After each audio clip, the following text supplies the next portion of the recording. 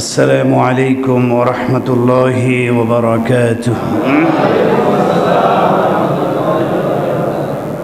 সবাই কেমন আছেন?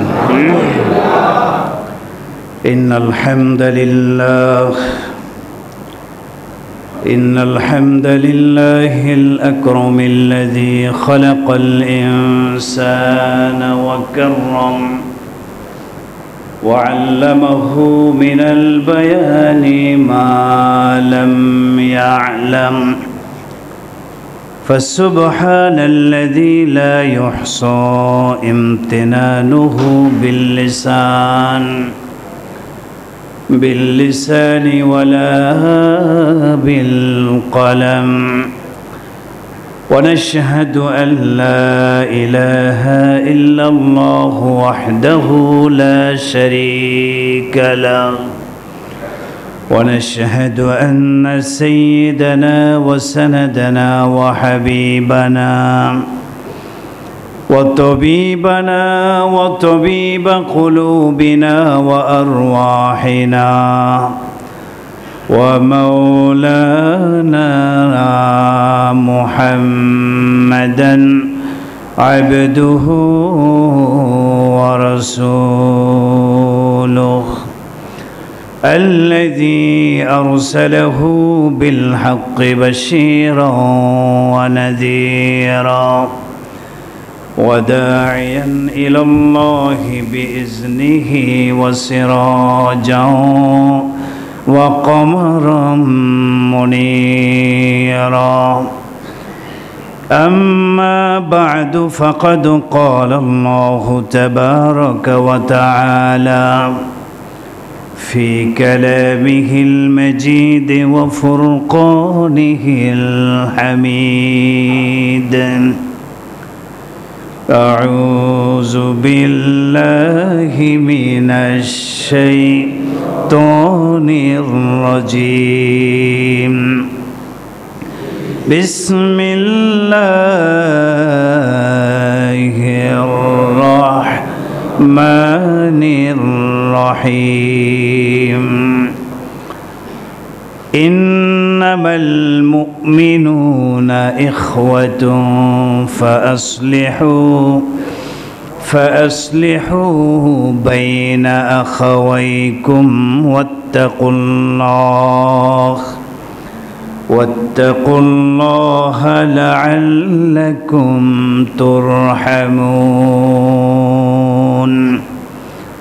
وقال تعالى في آية أخرى لا يتخذ المؤمنون الكافرين أولياء من دون المؤمنين وقال رسول الله صلى الله عليه وسلم المسلمون كرجل واحد إن اشتكى عينه اشتكى كله وإن اشتكى رأسه اشتكى كله وقال عليه الصلاة والسلام في الحديث الآخر المؤمن للمؤمن كالبنيان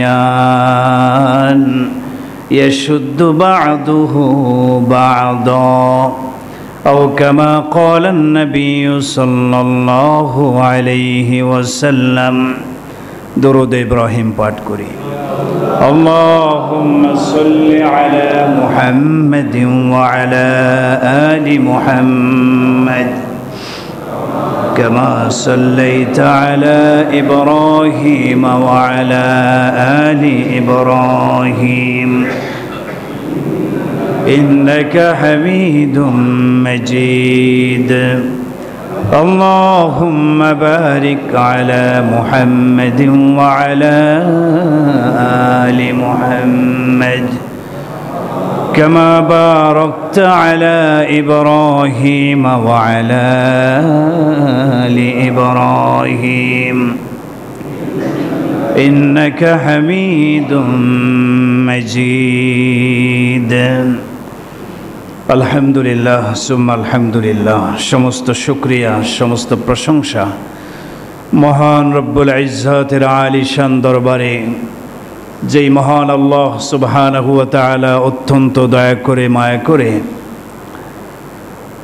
সুস্থতার নেয়ামত আমাদেরকে দান করেছেন, আজকের সলাতুল জুমা আদায়ের লক্ষ্যে পৃথিবীর সর্বশ্রেষ্ঠ জায়গা, পবিত্রতম স্থান, আল্লাহর ঘর মসজিদে আসার বসার মতো তৌফিক দান করেছেন। আমরা সকলেই দিল থেকে কালিমাতুশ শুকর আদায় করি, সবাই বলে আলহামদুলিল্লাহ। আরো জোরে সোরে শুকরিয়ার আওয়াজে বলি আলহামদুলিল্লাহ। মোহতারাম মুসল্লিয়ান কেরাম, আজকের খুতবার আলোচ্য বিষয় হক্কুল মুসলিমি আলাল মুসলিম। একজন মুসলমানের উপরে আরেকজন মুসলমানের কি কি হক রয়েছে,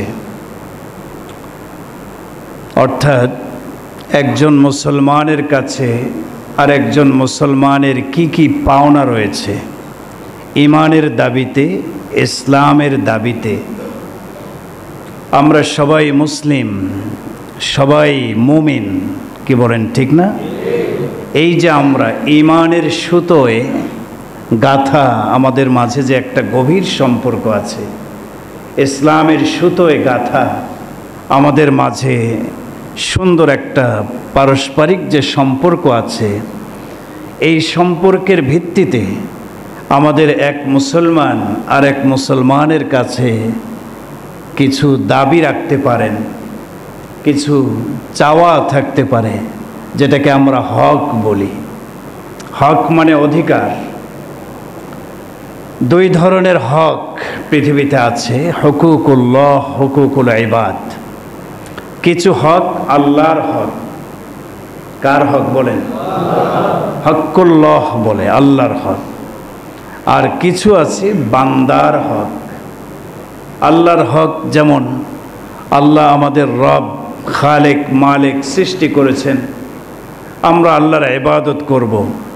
আল্লাহ তাআলার এটা অধিকার আছে, আল্লাহ তাআলার এটা একটা হক, বান্দা তার আদেশ পালন করবে। সুবহানাল্লাহ। ওয়া'বুদুল্লাহা ওয়া লা তুশরিকু বিহি শাইআ। তোমরা আল্লাহর ইবাদত করো, আল্লাহর সাথে কাউকে শরীক করিও না। তো আল্লাহ তাআলার ইবাদত, সালাত, সিয়াম, কিয়াম,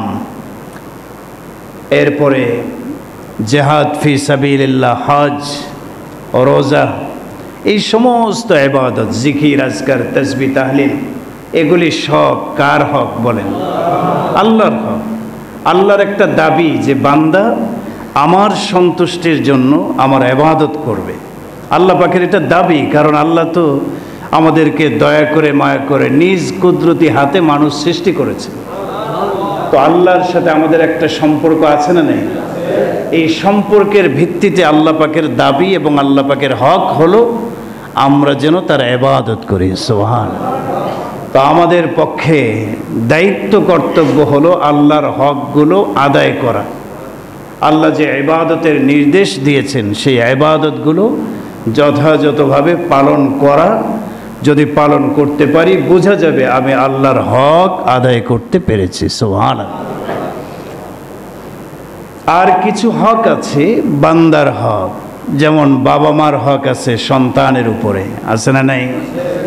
আবার সন্তান হিসেবে সন্তানেরও কিছু হক আছে, অধিকার আছে।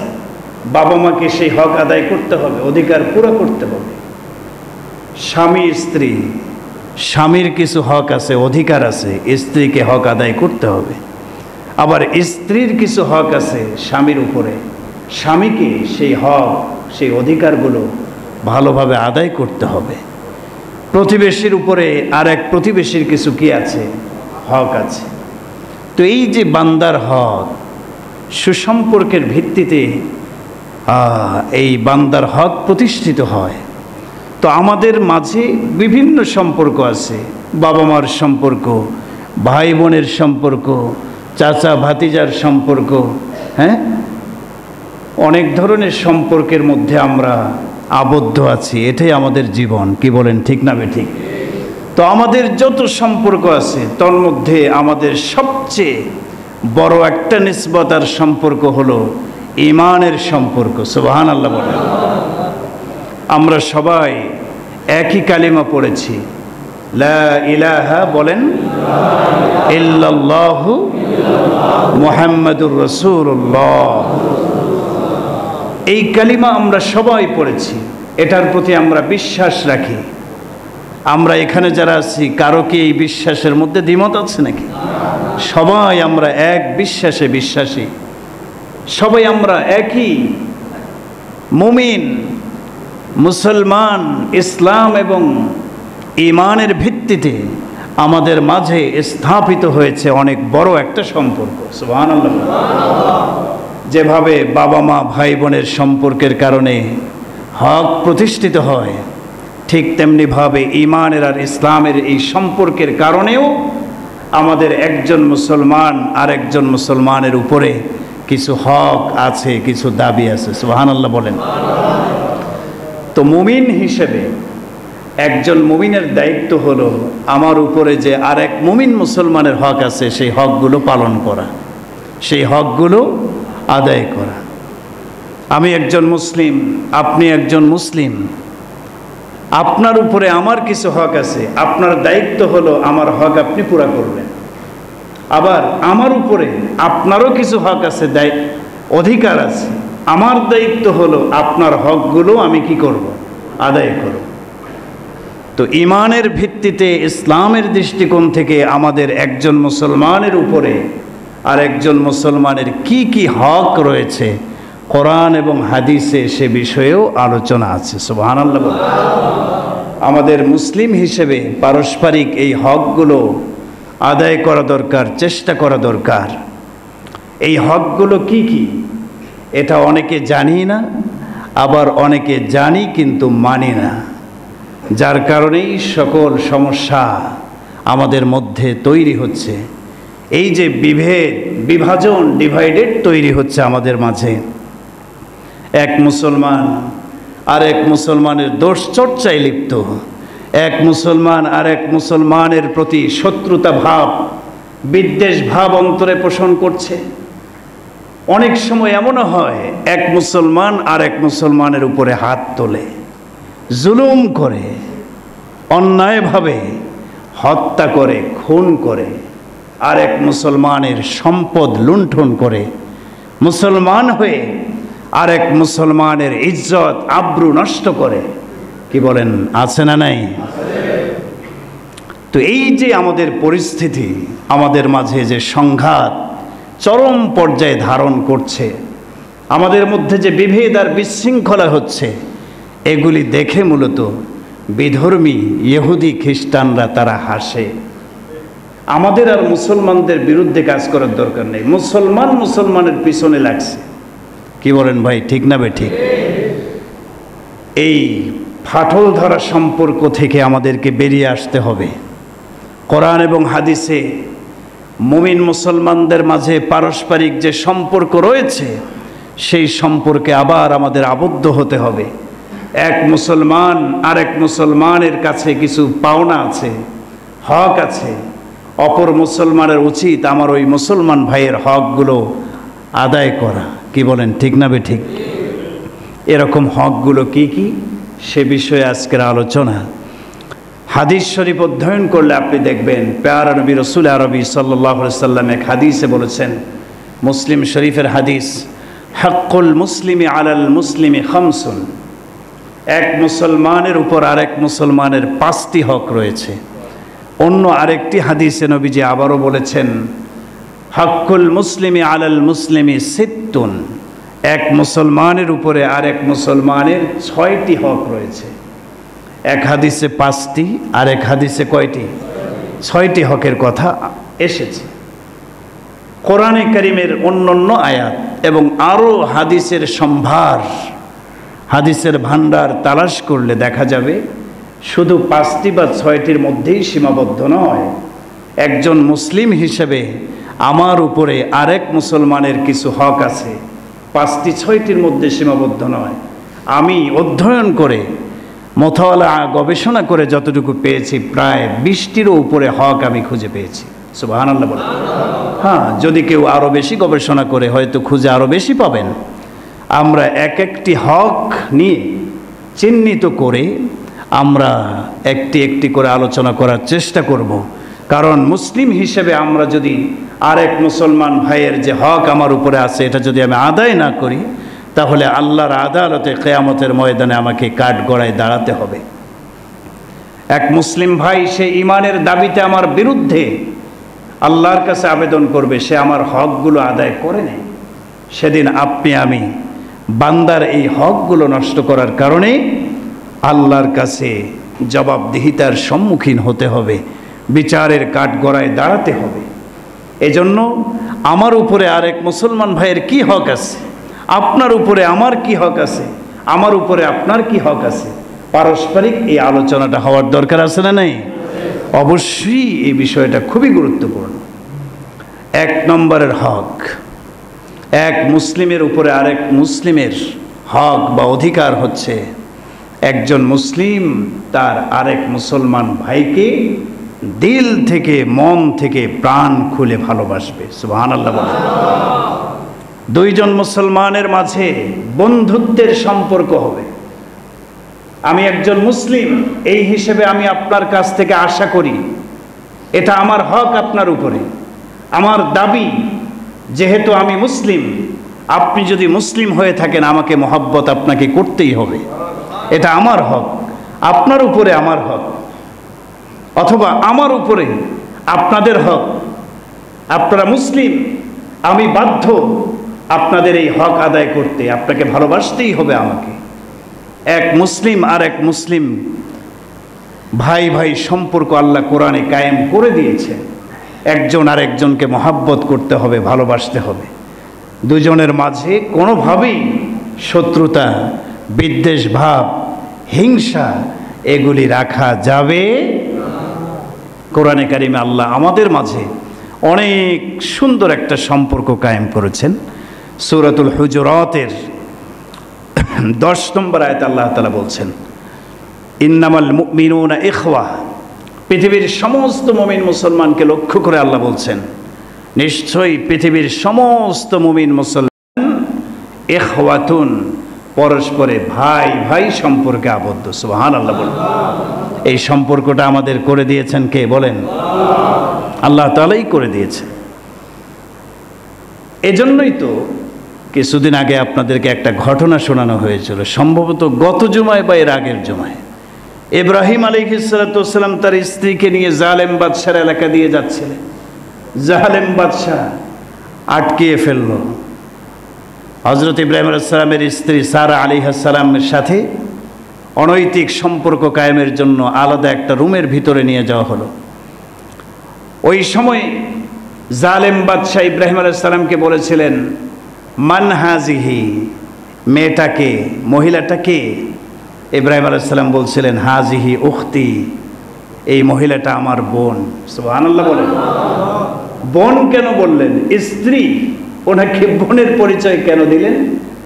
এক তো কথা হলো ভাইয়ের সামনে বোনের ইজ্জত লুণ্ঠন কেউ করে না, এই ইজ্জত বাঁচানোর তাগিদে দিয়েছেন। দ্বিতীয়ত কথা হলো এটা কি মিথ্যা হয়েছে?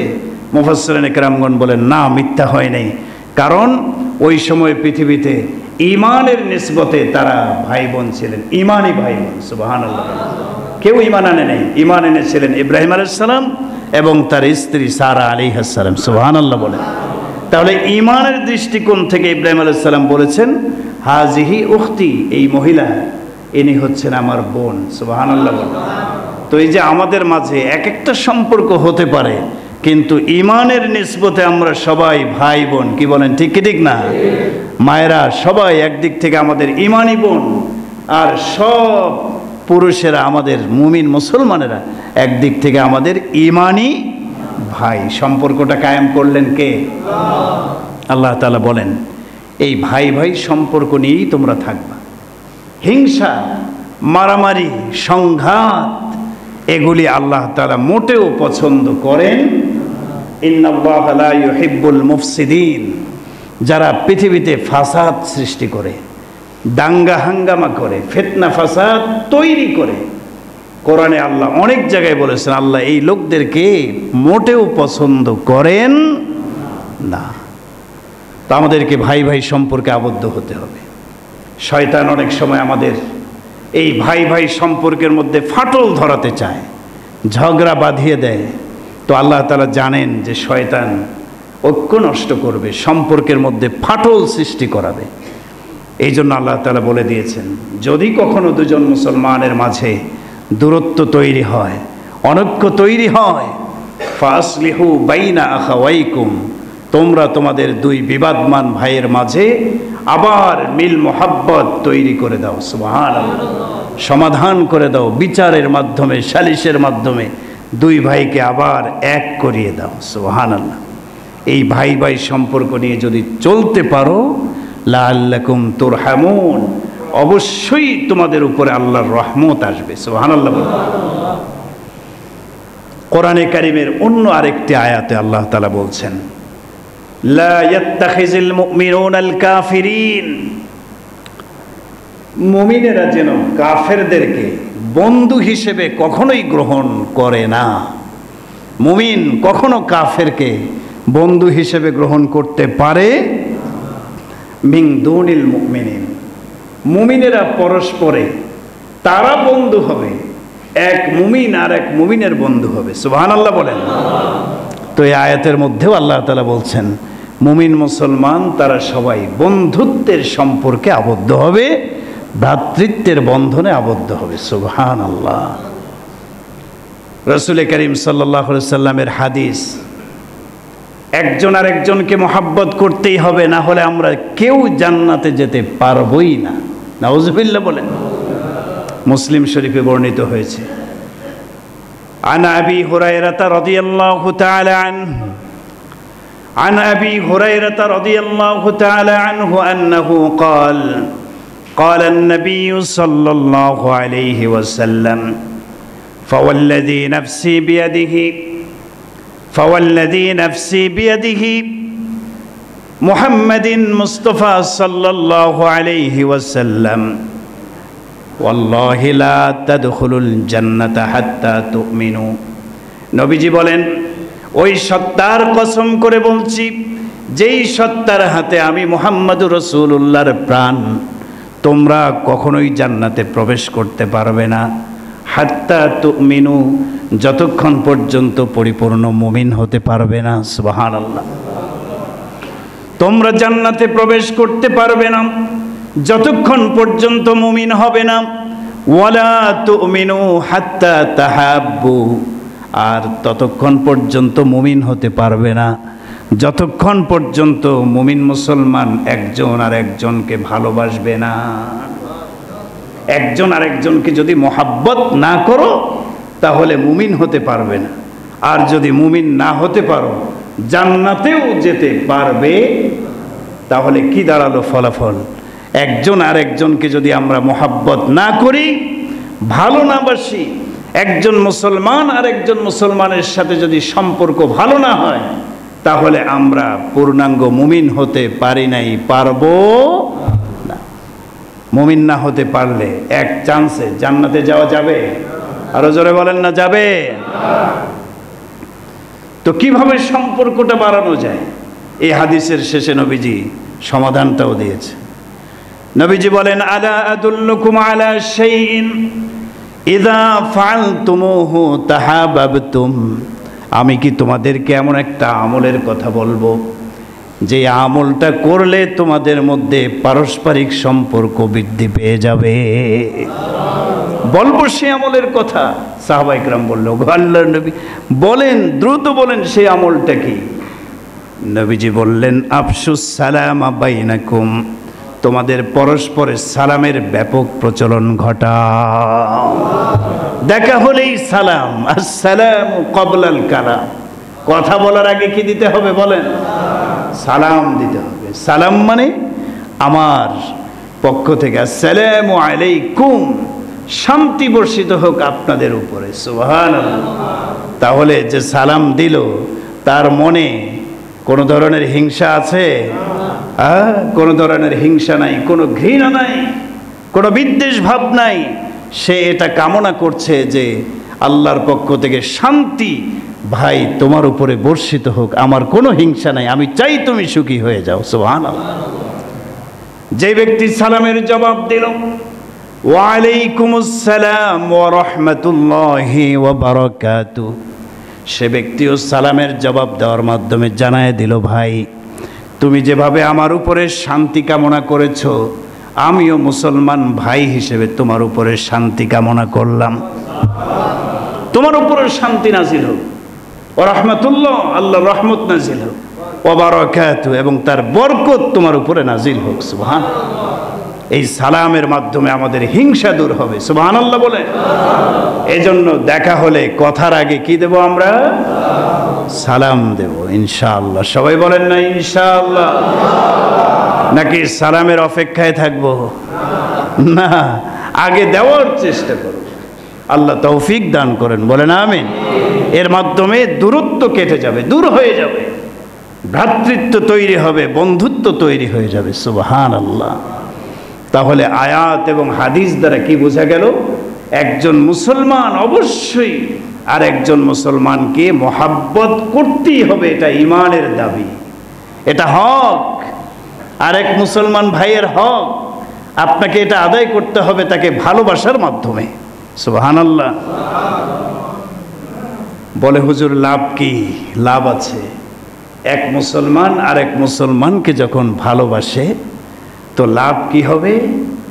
এক নম্বরের লাভ হলো, এক মুসলমান যদি দিল খুলে মন খুলে আরেক মুসলিমকে মহাব্বত করতে পারে, ভালোবাসতে পারে, মহান আল্লাহ রব্বুল আলামিন কিয়ামতের ময়দানে তাকে সর্বোচ্চ সম্মান আর মর্যাদা দান করবেন। 7 শ্রেণীর মানুষকে কিয়ামতের ময়দানে আল্লাহ তাআলা আরশের স্পেশাল ছায়ার মধ্যে জায়গা দেবে।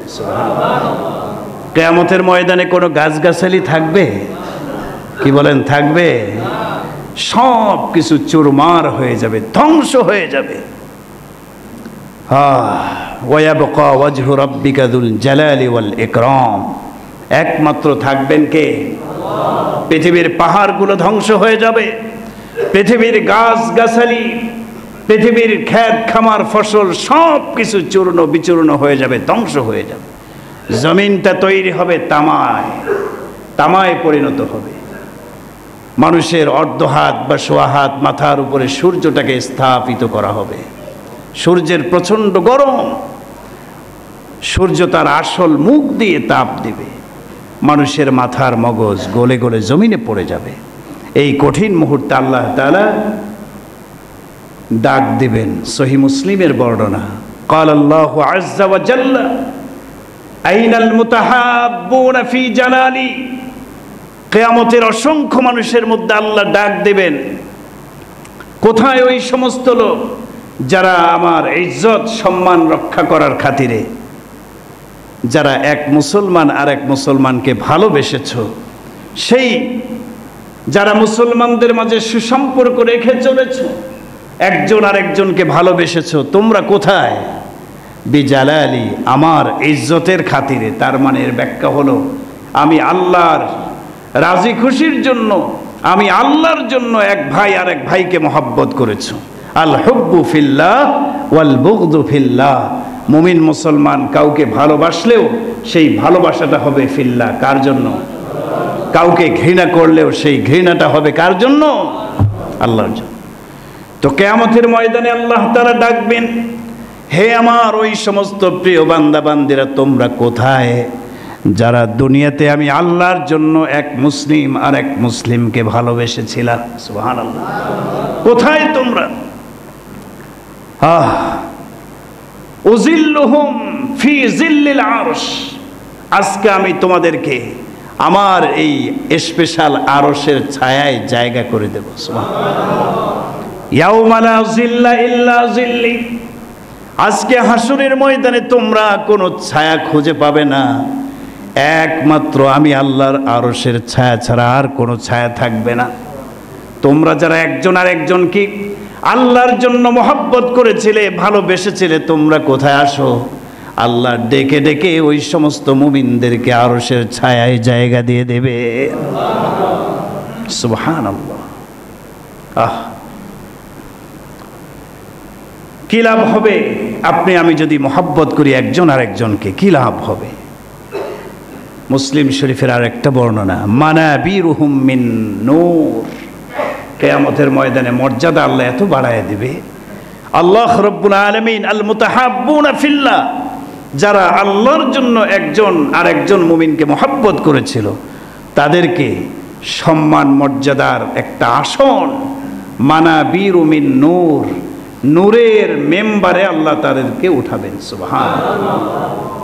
ইয়াগবিতুহুমুন নাবিয়্যুনা ওয়াশ শুহাদা, নূরের মেম্বার, এরকম মেম্বার আলোক সজ্জা হবে, ওই নূরের মেম্বারের আলোক ছটা এত বেশি হবে, ওই নূরের মেম্বারের আলোয় পুরা হাসরের অঞ্চলগুলো আলোকিত হয়ে যাবে। ওই নূরের মেম্বারে আল্লাহ বসাবেন কাদেরকে? আল মুতাহাব্বুনা ফিল্লাহ, যারা দুনিয়াতে আল্লাহর জন্য একজন আরেকজনকে ভালোবেসেছে, মহব্বত করেছে। ইয়াগবিতুহুমুন নাবিয়্যুনা ওয়াশ শুহাদা, শহীদগণ অনেক বড় মর্যাদায় পূর্ণ স্থানে থাকবেন, নবীগণ অনেক বড় ইজ্জতওয়ালা জায়গায় থাকবেন, সম্মানের মাকামে থাকবেন। নবীগণ, সিদ্দিক, শুহাদাগণ তারা যখন দেখবে নূরের মেম্বারে এই লোকগুলো কারা, আল মুতাহাব্বুনা ফিল্লাহ, আল্লাহর জন্য একজন আরেকজনকে মহব্বত করেছে দুনিয়াতে, এই লোকগুলোর নূরের মেম্বারে আসীন হওয়ার হালতটা দেখে ইয়াগবিতুহুম, নবীগণ ঈর্ষান্বিত হয়ে যাবেন। সুবহানাল্লাহ। হিংসা নয়, হিংসা এক জিনিস, ঈর্ষা আরেক জিনিস। ঈর্ষা মানে আরেক ভাই অনেক বড় একটা অবস্থানে গিয়েছে, ঈর্ষা করার অর্থ হলো তার অবস্থানটা ঠিক থাকুক, যদি আমি ওই জায়গায় যেতে পারতাম বা আমারও এরকম উন্নতি হতো, তারটা ধ্বংস কামনা করে নয়, বরং তারটাও যেন ঠিক থাকে, আমাকেও যেন আল্লাহ ওই মর্যাদায় নিয়ে যায়, এটার নাম কি বলেন? ঈর্ষা। গিবতহ একটা হলো হাসাদ, আর একটা হলো গিবতহ। গিবত করা জায়েজ আছে, ঈর্ষা করা জায়েজ আছে। তো নবীগণ, শহীদগণ ঈর্ষা করবে এই লোকদেরকে দেখে যারা দুনিয়াতে আল্লাহর জন্য একজন আরেকজনকে ভালোবেসেছে, মহব্বত করেছে। সুবহানাল্লাহ। তাহলে জান্নাতে যেতে পারবো না একজন আরেকজনকে মহব্বত করা ছাড়া। লা তাদখুলুল জান্নাহ হাত্তা তুমিনু ওয়ালা তুমিনু হাত্তা তাহাব্বু। কাজে আমাদেরকে একজন আরেকজনকে মহব্বত করার দরকার আছে না নাই বলেন? এই মহব্বতটা, এটা একটা দাবি, এটা একটা হক। আমার একটা হক আপনার উপরে যে আপনি অবশ্যই আমাকে মহব্বত করবেন। আপনারও হক, অধিকার, দাবি যে আমি আপনাকে মহব্বত করব, কারণ আমরা যে মুমিন, আমরা যে মুসলমান, অবশ্যই একজন আরেকজনকে মহব্বত করতেই হবে। নবীজি সাল্লাল্লাহু আলাইহি সাল্লাম সাহাবায়ে কেরামদেরকে মহব্বত করেছেন। সাহাবায়ে কেরাম, নবীজি, তাদের মাঝে সম্পর্কটা কত গভীর ছিল, এবং সাহাবায়ে কেরামদের পরস্পরে একজন সাহাবী আরেকজন সাহাবীকে কি পরিমাণ যে মহব্বত করতেন, সেই ঘটনা ওয়াকিয়া শুরু করলে শেষ করা যাবে না। আমাদেরকেও সাহাবায়ে কেরামদের মতো হতে হবে, তাদের স্তরে যেতে পারবো না, তাদের আদর্শে আদর্শবান হতে হবে। নবীজি কি পরিমাণ মহব্বত করতেন সাহাবীদেরকে, তিনি তো নবী, সবাই তাকে মহব্বত করে, কিন্তু অনেকেই জানে না আমার নবীও সাহাবীদেরকে মহব্বত করতেন। সুবহানাল্লাহ। নবীজির সিরাত পড়ুন, জীবনী পড়ুন। হযরত আবু হুরায়রা রাদিয়াল্লাহু তাআলা আনহু, তিনি একজন গরিব সাহাবী ছিলেন। তিনি নিজেই হাদিস বর্ণনা করেছেন, সর্বোচ্চ হাদিস বর্ণনা করেছেন। কিভাবে বর্ণনা করলেন? নবীজিকে পেয়েছিলেন মাত্র 4 থেকে 5 বছর হায়াতে পেয়েছিলেন ইসলাম গ্রহণ করার পরে। এই 4-5 বছরে তিনি এত বেশি মেহনত করেছেন, নবীজির কাছে থেকেছেন, সবচেয়ে বেশি হাদিস বর্ণনা করেছেন নবীর সাহাবীকে হযরতে আবু হুরায়রা, সাইয়্যিদুল মুহাদ্দিসিন, সমস্ত মুহাদ্দিসিন ইকরামদের নেতা আবু হুরায়রা। হযরতে আবু হুরায়রা রাদিয়াল্লাহু তাআলা আনহু আসহাবে সুফফার সদস্য ছিলেন। আসহাবে সুফফা কারা? যারা মসজিদে নববীতে রসুলের কাছেই থাকতেন, বাড়িঘর সব ছেড়ে দিয়ে এসে হাদিস শিখছেন, এলেম শিখার কাজে সময়গুলোকে রসুলের কাছেই ব্যয় করতেন। সুবহানাল্লাহ। হযরত আবু হুরায়রা বলেন, আমি আসহাবে সুফফার একজন সদস্য ছিলাম। খাবার দাবারের ব্যবস্থা কোথার থেকে হতো? রসুলের কাছে যদি কেউ হাদিয়া পাঠাতেন, নবীজি সদকার মাল খেতেন না, হারাম ছিল নবীর উপরে সদকার মাল খাওয়া। তো সদকা আসলে তো নবীজি আসহাবে সুফফার সাহাবীদের মাঝে বন্টন করে দিতেন। তো আমার খাবারের ব্যবস্থা ছিল এই সাদাকা আর হাদিয়ার সম্পদ, যেগুলি আসতো পেলে খেতাম, না পেলে না খেয়েই দিন কাটাতাম। তবে মসজিদেই পড়ে থাকতাম, আসহাবে সুফফার সাথী ছিলাম আমি। একদিন ক্ষুধার যন্ত্রণায় ছটপট করছিলেন হযরত আবু হুরায়রা। তিনি আর মসজিদে নববীতে থাকতে পারলেন না, রাস্তায় বেরিয়ে পড়লেন। মুখ খুলে কাউকে বলতেও পারছেন না, লজ্জা, কিছু দেন আমাকে, আমি ক্ষুধার্ত, এ কথা বলতেও পারছেন না, লজ্জা। পড়ে আছেন রাস্তায়। মাঝে মাঝে তিনি পড়ে থাকতেন, বেহুশ হয়ে থাকতেন। সাহাবায়ে কেরাম মনে করতেন যে তিনি মনে হয় মৃগী রোগী, রোগাক্রান্ত হয়ে গেছেন। মাথায় পানি ঢালতেন, আবার সুস্থ হতেন। হযরত আবু হুরায়রা বলেন যে, আরে ওনারা তো জানেন না যে আমি কোনো রোগী নই, ক্ষুধার যন্ত্রণায় এভাবে পড়ে থাকতাম। হযরত আবু হুরায়রা একদিন পড়ে আছেন, ক্ষুধার্ত অবস্থায় পড়ে আছেন, কাউকে বলতেও পারছেন না আমাকে খাবার দাও, আমি ক্ষুধার্ত। হঠাৎ সামনের দিকে তাকায় দেখলেন হযরত আবু বকর রাদিয়াল্লাহু তাআলা আনহু রাস্তা দিয়ে আসতেছেন। তিনি ভাবলেন, আবু বকর তো দানশীল মানুষ, দয়ালু, তিনি হয়তো আমার অবস্থা দেখে বুঝে ফেলবেন, আমাকে কিছু খাবার দেবেন। বাকি মুখ খুলে তিনি বললেন না যে আমাকে খাবার দেন, আমি ক্ষুধার্ত। তিনি শুধুমাত্র কৌশল অবলম্বন করলেন, একটা আয়াত সম্পর্কে জিজ্ঞাসা করলেন। তো আবু বকর রাদিয়াল্লাহু তাআলা আনহু এত কিছু বুঝলেন না, আয়াত সম্পর্কে যে প্রশ্ন করেছেন, প্রশ্নের জবাবটা দিয়ে তিনি সামনের দিকে হাঁটা শুরু করলেন। হযরত আবু হুরায়রা আবারও পড়ে থাকলেন। তিনি তাকায় দেখলেন হযরত ওমর আসতেছেন, মুসলিম শরীফের বর্ণনা, হযরত ওমর আসতেছেন। তিনি তাকেও একটা আয়াত সম্পর্কে জিজ্ঞাসা করলেন। তিনি ভাবলেন, হয়তো আমি আয়াত সম্পর্কে জিজ্ঞাসা করব, আর আমার শারীরিক চাহনি, ভঙ্গি, কথা বলার স্টাইল দেখে বুঝতে পারবে যে সে অনেক কষ্টে আছে, ক্ষুধার্ত, আমাকে খাবার দেবে। সরাসরি বলেন নাই আমাকে কিছু দেন, কারণ ভিক্ষা করা এটা রাসূলের শিক্ষা না। কি বলেন, ঠিক না বেঠিক? চাওয়া, সুয়াল করা, এটা রাসূলের কি না, শিক্ষা না। সাহাবায়ে কেরাম যথাসম্ভব চেষ্টা করতেন মুখ খুলে কারো কাছে কোনো কিছু না চাওয়ার, যদি সম্ভব হতো। হযরত আবু হুরায়রা রাদিয়াল্লাহু তাআলা আনহু দেখলেন হযরত ওমরও আয়াতের জবাব দিয়ে তিনি সামনের দিকে চলে গেলেন। হযরত আবু হুরায়রার ক্ষুধার্তের অবস্থাটা তিনিও বুঝতে পারলেন না। এই অবস্থায় পড়ে আছেন হযরত আবু হুরায়রা, অনেক বড় ক্ষুধা লাগছে, পিপাসা লাগছে। হযরত আবু হুরায়রা তাকায় দেখলেন রহমতের নবী, দু জাহানের সরদার বিশ্বনবী মুহাম্মদুর রাসূলুল্লাহ সাল্লাল্লাহু আলাইহি ওয়াসাল্লাম ওই রাস্তা দিয়ে আসতেছেন। সুবহানাল্লাহ। নবীজির চেহারাখানা দেখে আবু হুরায়রার মনটা, দিলটা ভরে গেছে। কেউ না বুঝলেও আবু হুরায়রার বিশ্বাস হয়ে গেছে, দয়ার নবী অবশ্যই আমার ক্ষুধার্তের হালত দেখেই বুঝবেন। সুবহানাল্লাহ।